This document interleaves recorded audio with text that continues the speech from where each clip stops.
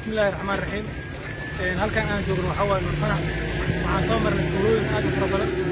oo nimankii nabadgelyada ahay ee al-shabaab ay haysteen ilaa hadda aan arag meel ay ku dambeeyaan aan arag ilaa hadda waa sii daba soconaa waana daba socon doonaa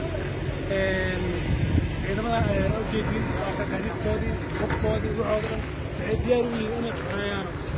meel kasta oo xuduudka ay joogaan waxaana ku xogsan doonaa saaxiibkay hadal ninkaa laba kalma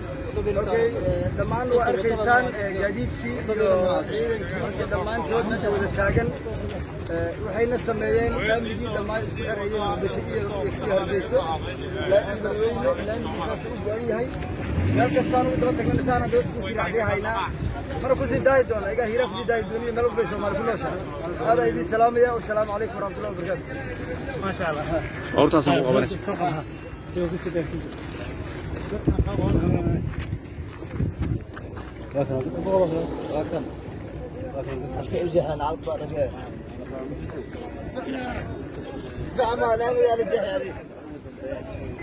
Nice.